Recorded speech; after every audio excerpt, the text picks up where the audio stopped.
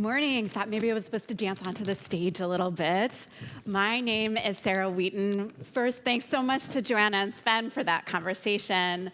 I'm happy to be joining you here as Politico's chief policy correspondent and co-author of Brussels Playbook for this discussion about strategic autonomy.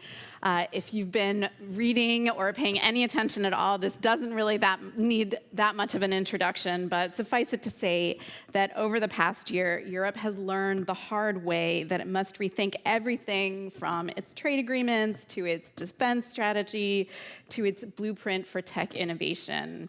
So we're going to be asking what the most critical steps are that Europe should take today to achieve strategic autonomy tomorrow, or maybe yesterday. I am going to pick up my pen, old school here, and while I'm doing that, a brief reminder to talk about us on the social media of your choice. And with that, let me invite our panelists to the stage. Jeanette Wegnere, Deputy Head of Cabinet of Valdis Dombrovskis, the EU Commissioner for Economy and Productivity. You can all just come on up. Thanks. Frank Heemskerk, Executive Vice President for Global Public Affairs at ASML, and Ignacio Garcia Bercero, Senior Fellow at Bruegel. So, please.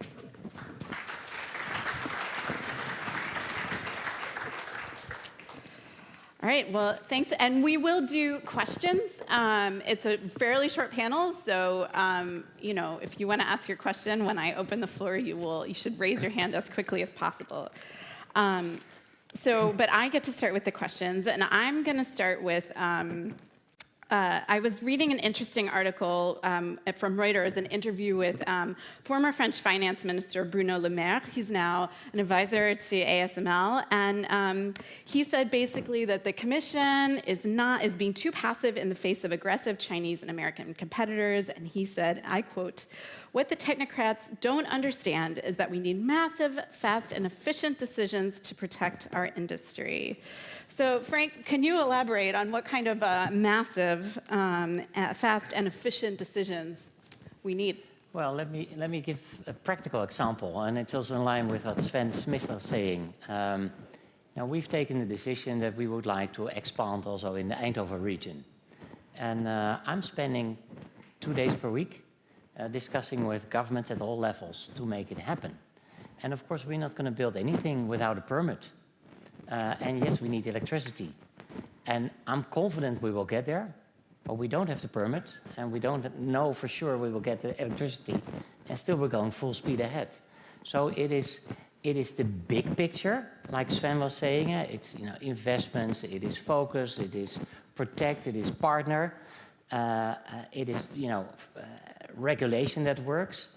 But it's also the nitty-gritty. We need to work together at all levels of government to make it happen, and that's also the challenge. So to connect the bigger picture with the plumbing work. The bigger picture is the Draghi report. Let's execute, but let's not forget that you do need a permit from a local government in order to start. All right, I don't know if we have any municipal Dutch officials or national Dutch officials here, but something to keep in mind. Well, indeed, that as the technocrat on the stage, what do you think that's a valid criticism, and what do you think the holdup is as far as pursuing strategic autonomy? Well, I agree that it is a valid criticism, and also I think that this Commission has fully acknowledged the diagnosis set in Draghi, but also Letta report. I wouldn't like to forget this report. And this is why we are coming with this renewed competitiveness agenda. We have published competitiveness compass as the strategies that basically takes over Draghi's recommendations. And I fully agree with what Frank said. It's not only about active industrial policies, which can definitely help, especially when you work on foundational technologies, for instance, or when you work on addressing strategic dependencies. But it is very, very much about old and boring homework that we haven't done for, I wouldn't say for decades, but almost this is what I want to say. Basically deepening the single market, also working on capital markets. It's just getting basics right. When it comes to energy policy, I would say fully agree. Energy price matters, and also availability. But the issue is also that the picture is not equal from one country to another, right? If you look at Scandinavian countries, they are maybe currently already in a better place as opposed to other countries when it comes to energy price. So there, I would still argue that the Commission is very hands-on and working on this issue actively.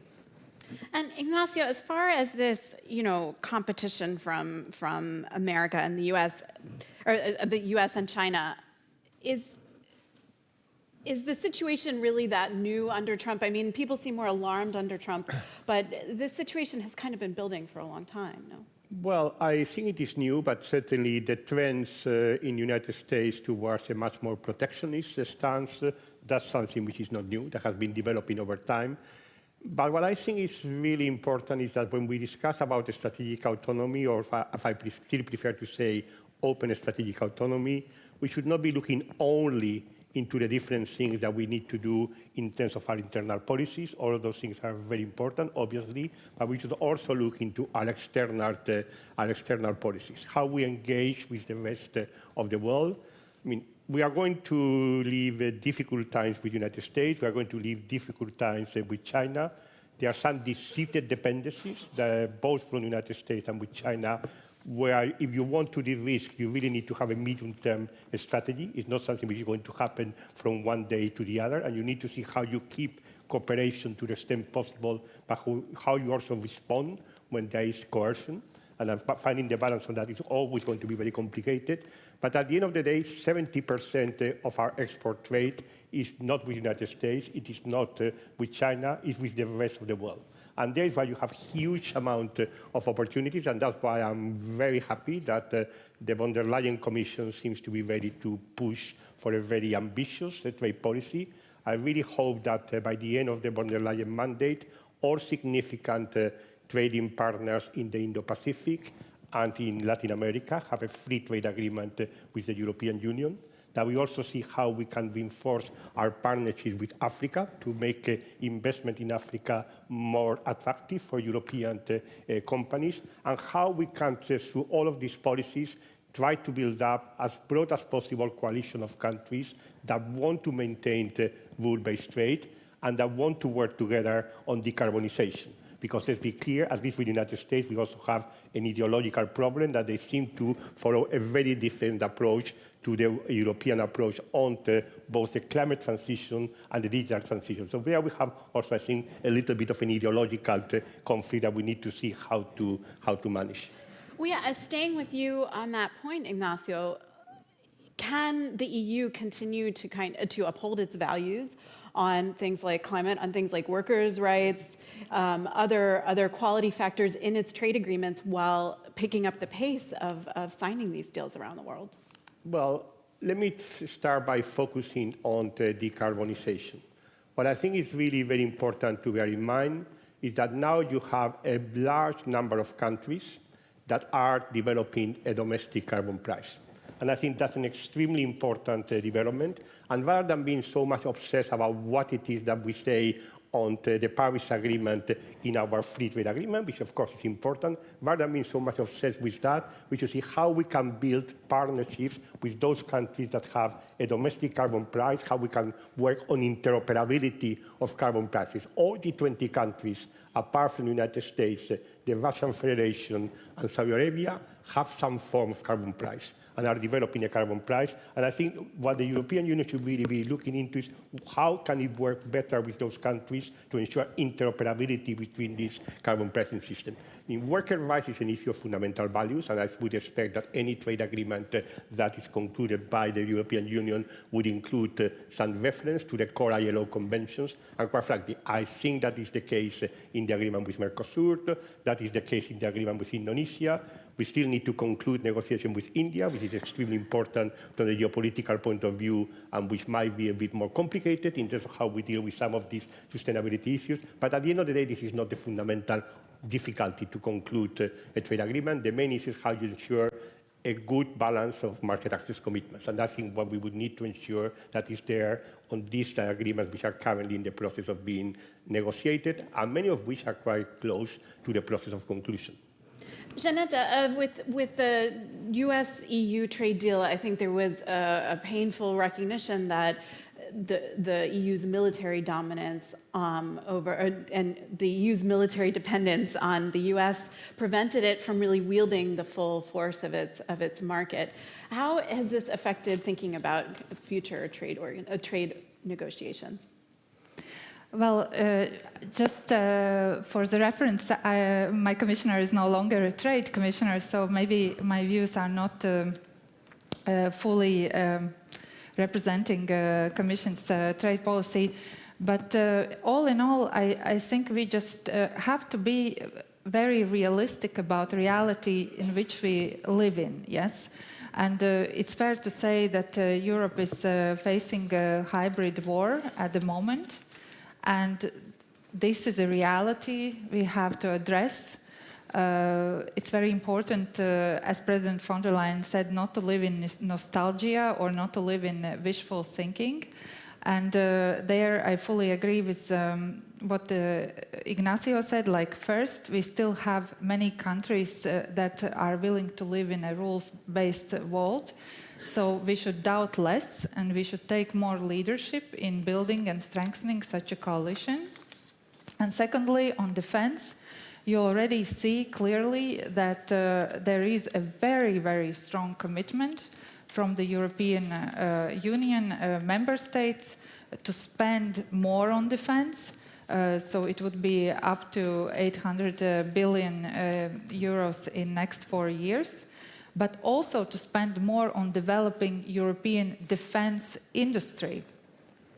So it means that it's very important to be aware about dependencies, and especially strategic dependencies that we face, and simply work in a systemic, strategic way to address these dependencies. And if we will succeed, and I'm sure we can succeed, then we will also gain in autonomy and gain in decision-making power. But just one caveat, maybe I would say I don't believe in full absolute autonomy. I think that the world will be always interconnected, right? So I think it would be therefore important to target those dependencies that really matter. You know, so focusing on rare earth elements, for instance, or on those critical inputs that affect our critical sectors and areas.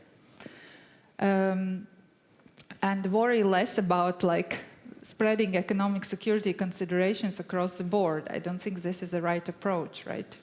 And then what I also believe more is in strategic indispensability, yes, like company you represent, Frank, has, you know, like ASML is a globally indispensable company. So if we would invest more in promoting technologies, in promoting research and development, in attracting global talent and growing this type of, creating conditions to grow more ASMLs in Europe, this would also make us stronger because we would be more indispensable and have more leverage in negotiations. Yeah, Frank, where would you say the EU needs to act in order to foster this strategic indispensability? Yeah, so I agree. The word of autonomy or you know, tax sovereignty is it's a big word. And if you look, for example, to ASML and to our numbers, our most recent numbers, and so we make machines which are crucial for chip manufacturers to make chips, and the chips are being, let's say, designed by a company like NVIDIA. TSMC produces the chips and we make the machines. If you look to our numbers, most recent quarterly numbers, less than 2% of our global sales was in Europe. And we're at the beginning of the pipeline, less than 2%. In a market for semiconductors, is a market that will double in size. Your phone, your microphone, you know, there are chips everywhere. So, we better be part of that market as Europe, but for ASML, we would love to have a few more customers in Europe as well. So what needs to be done? I think two ways. I agree with you that, we're operating in a globally connected world. So continue to have trade dialogues, have trade agreements, be pragmatic towards the US, accelerate to other partners, have preferably a joint strategy as Europe on China, what to promote, what to protect. So that's on the global world. And then domestically, our customers, being the chip manufacturers, and fortunately a big factory is being built in Dresden in Germany, would love to see a bit more customers as well. So it's, start with the business case on developing, what does it need for, what does TSMC need, or Samsung need, or maybe Intel need to build a successful factory in Europe as well. India is doing so. Our CEO, Christophe Fouquet, had a 2-hour meeting with Prime Minister Modi. And after an hour and a half of listening, he didn't speak, he listened. He said, "You're too friendly. Tell me what we can do better." So it is, the politicians, the political leaders, I think should sit down with the companies that are investing money and ask them, what does it take to do more? So therefore, and that's my last sentence, this Monday morning, the Council of Ministers endorsed a declaration on semiconductors, and we really endorsed it also within industry, 70 signatures. We said there's a clear purpose, work on the enabling factors, and sit down with the companies to develop the business case. Well, yeah, I mean, you said your CEO met with Prime Minister Modi. Has he met with Ursula von der Leyen? Do you feel like you have enough access to European policymakers? It's not always easy. Let me quote another CEO from my previous position as Secretary General of the European Roundtable. He said it was easier to get a meeting in the White House to a senior official than to get a meeting with a commissioner. If you really care about, let's say, competitiveness, of course you also need to work with Parliament, and you need to work with member states, and you need to work with scientists and think tanks. But it really makes sense also to ask a company that is investing in Europe, what does it take to do more? Okay, the transparency NGOs are going to be, their heads are going to be exploding. Yeah, but I think it's also there. Of course, if you're a mayor of a small city, of course you talk to the boss of the biggest factory. How are things going? Are your people happy? How are your customers? We should be much more relaxed about politicians talking to CEOs, and of course there should be transparency about that meeting.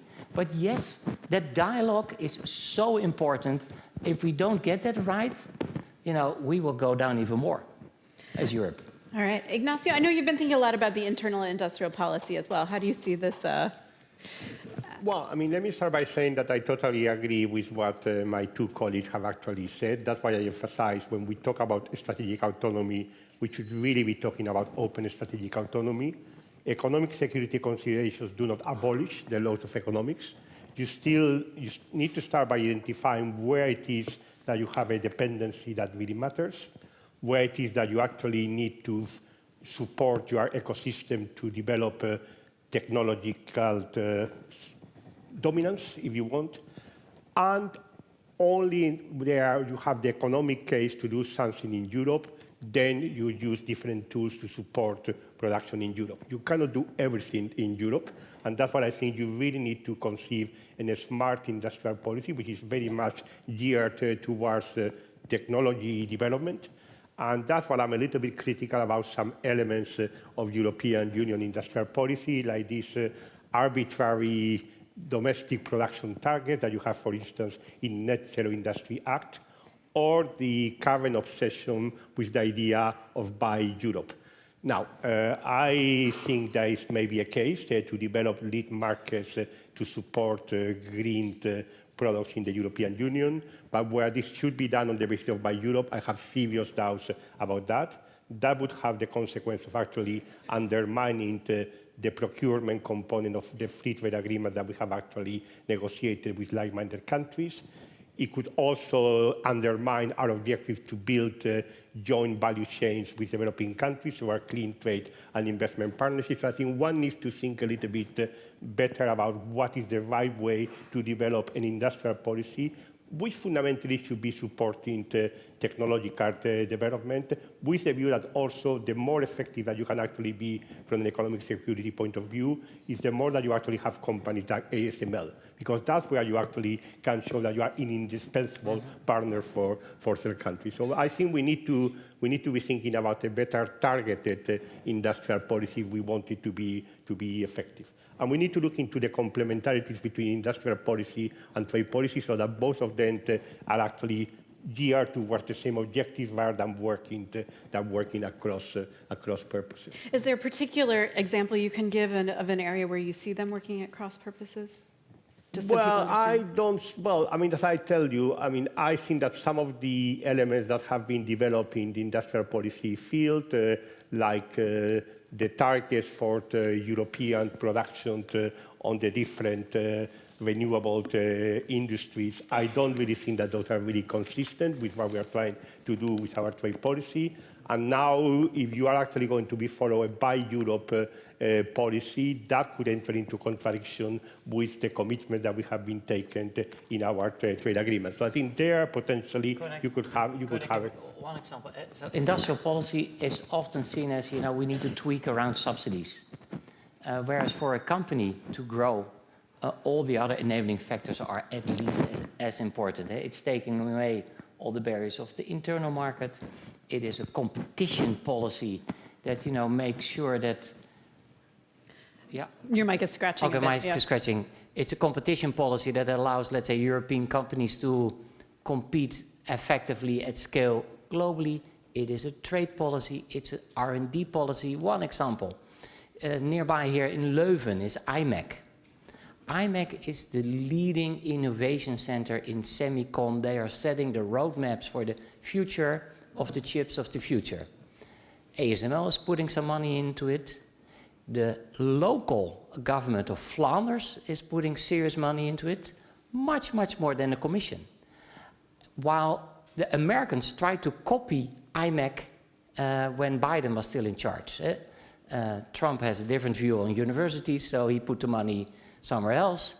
So, but IMEC is a jewel for future competitiveness. Well, I really hope that with the next MFF, it is that, let's say, forward-looking, future-proof R&D funding, public R&D funding, matched with private R&D funding, that, that defines the future of European competitiveness much more, let's say, than targets around subsidies in industrial policies. All right, I'm going to... did you want to come in? No, I just wanted to comment. While I substantially agree, there is still like new realities that we need to take into account. And just to give one example, under Commissioner Dombrovskis, when he was Trade Commissioner, we were always negotiating with China about market access so that our companies had a better market access, yes? Now I think the problematics, at least according to EU businesses, is more about overcapacities, yes? So we still need to also consider like these global phenomena that can considerably impact not only our market but also competitiveness of our companies. Of course, to start with in the single market, but then also on our traditional export markets. And overcapacities is a real concern because they can, really threaten European industrial base. Obviously, for example, if you see that 30% of all global manufacturing is happening in China, whereas they only have 15% of consumption. So it's clear, like all these goods that are now manufactured and sometimes now sold also below their production cost, they can obviously be a real and tangible threat to our industry and our industrial base. So these type of problems should not be overlooked. Okay, I'm going to ask Frank one news question in the news, and then I will open up to the floor, and we'll make sure, Ignacio, that you get another chance to weigh in as well. But a lot of interest in the 1.3 billion euro investment in Mistral, the French AI company. You know, ASML said it didn't really have anything to do with the fact that it was a European company. So can you give us a little bit more insight into what was behind it, and what's the next target on the horizon for a link-up? We're in a closed period, so I can't say anything about anything which could influence stock price on Mistral. Of course, it's easier that it's a European company. You know, it is easier to understand each other. But why are ASML and Mistral teaming up? It's because of the focus of Mistral on industrial AI. They're better in AI than we are, and we are convinced that together with Mistral, we can come up with better solutions to our customers. And again, most of them are not in Europe, so it's a global play. If they're successful, we now have, you know, we own 11% of the company, so if they do well, that's also nice for us.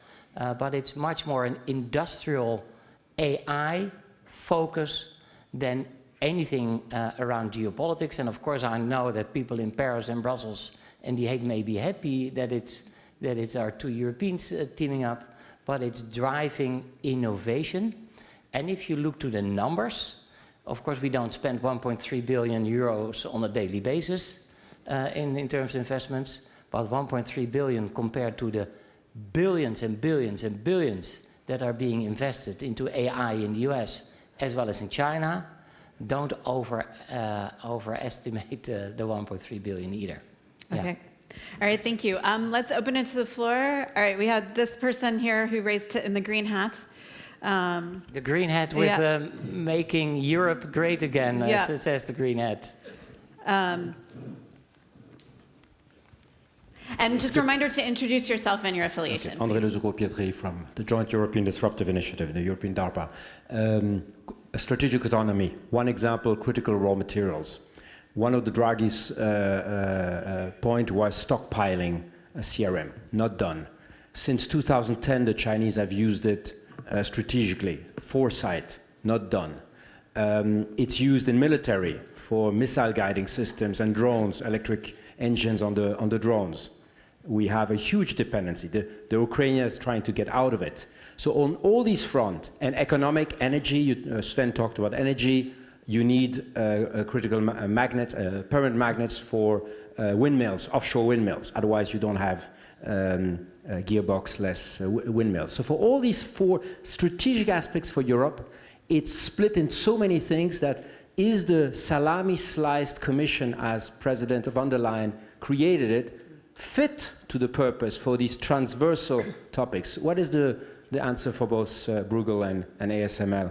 Is the organization of our institutions fit for purpose? I was going to actually let the Commission representative answer that first. Well, I would respectfully disagree that nothing has been done, if I may, because there are 47 strategic projects already identified under Critical Raw Materials Act. There is analysis on what is missing. We are also addressing, we are of course addressing China's use of, let's say, export control regime to sometimes block or delay delivery of rare earth elements. So I would respectfully disagree that nothing is being done. There is also thinking about stockpiling strategies. But all in all, of course, things could be faster, moving better, and done better. Their helpful, constructive criticism is always very helpful. Well, I think that critical raw materials is one of those sectors where there's a very substantial dependency, not only for the European Union, but for all countries apart from China. Yes. And if you really want to reduce that dependency to something which is manageable, you really need to have a strategy with at least a 10-year time frame. Because during the next 10 years, no matter what you do, China is always going to be able to dominate some part of the value chain, that if they want to weaponize, they are able to weaponize it. So I think, in my view, you need to have a medium-term strategy to reduce the dependency, and at the same time, you need to have developed a clear doctrine about how are you going to react if China decides to weaponize that dependency. And in my view, that's where the anti-coercion instrument could actually play a role. Of course, you would try as much as possible to cooperate with China, because you would try as much as possible to avoid situations where there is a weaponization of the dependency, but you also need to be able to show that you can react if the circumstances call for it. By the way, just one clarification. When I was talking before about industrial policies, I was not trying to suggest that there is not a real problem of dependencies from China. I just don't think that by Europe is necessary as a response for the dependency from China. A, because China is not party to the government procurement agreement of the WTO, so if we want to exclude Chinese bids from our procurement, there's no obstacle to do so. And B, because we have the resilience criteria under our law, which also allow us to deal with those cases in which China is the dominant player in a particular market. So I'm not so suggesting that we can just simply be relaxed about the dependency from China. I think we just need to be clever about how we deal with those dependencies. Francis. Well, in times of crisis, Europe can act. We did during COVID, sanctions on Russia. So it's much more about the political will. Jacques Delors was able to really create breakthroughs on the internal market. The Draghi report is there. We know what to do. So instead of, let's say, focusing all around political structures, let's be as pragmatic as possible and focus on the actions which are completely listed in the Draghi report. And we don't need anybody from outside of Europe to get the single markets improved or to create a capital markets union. And so, the solutions are there. Let's act. Okay. One more question, just right here. Thank you very much for the invitation. My name is Stella Veliki. I have studied physics and informatics. I'm a member of the European Physical Society. And I have two very short questions, more in the defense industry. It is possible to use the Draghi report that I read it, the directive from Draghi reports, priority in the defense industry. And I give you an example to invest a lot of money in new technology using in a military domain. Give you an example, strategic defense method against 500 to 1,000 drones, using artificial intelligence program to attack an European airport. You have no defense strategy in this case. The other thing is my opinion, and I know very well what So your question, though, please. Yes, my question is, I believe that economical sanctions don't stop Putin to continue the war in Ukraine. You need to give military very high support for Ukraine. Really, we need to go to the question. My question is, as I know now, the American government give okay for the Tomahawk missiles. My question is, in this case, will the German government give the Taurus missiles for Ukraine, or how do you see this? It's very direct, very detailed question. So I'm not sure if anybody tracking German government. I think we're gonna move on to something more directly relevant for our panel. So one last question. I had seen one. All right, right here. Just up in the front here. It's in the back. Oh, the mic has gone somewhere else. Okay, all right, sorry. Hello, my name is Łukasz Kaźmierczak. I'm a student at the College of Europe. So we are discussing today the open strategic autonomy, but I think this is something that is already taken away from the vocabulary of the Commission. During the State of the Union, President von der Leyen hasn't mentioned this term a single time. Instead, she was focusing on independence. And my question is about the Eurostack initiative, basically building independence in the technology sector, because we are over-dependent on the US. I would like to ask, what do you think we need to do in this domain to cut our reliance on the United States? Thank you. Do you want to take that one? So I really doubt whether we can become totally independent. Autonomy, it is much more about strength. It's about technology leadership. To some extent, it could be indispensability. And there, so it's building on the existing strengths and driving the competitiveness and investments into Europe much more than, let's say, the illusion of becoming totally independent. We're out of time, so if either of you want to add something, but if not, then the producers will be happy with me. Please. Maybe just to answer a question from the lady, I think that if disruption is happening now in European policies, then it's definitely in defense sector. So that's definitely where the biggest disruption and leadership is. Thank you. All right, thank you for scratching that itch. Thanks so much to our panelists for being here. I think the thing that really stood out for me is that we have moved a bit away from this strategic autonomy discussion, and instead it's focused on strategic indispensability. So it'll be interesting the next time there's really a crunch for some resource that Europe doesn't have access to, if we lean on that, or if we, again, try to lean on something like the anti-coercion instrument. The other kind of running theme was, of course, this idea of if we want to be strategically autonomous, that also means being autonomous with the European market, building up the European market, doing things to create more customers, and also many pitches for local government and local engagement. So that was interesting as well. So thanks so much. Thanks to you. Next up.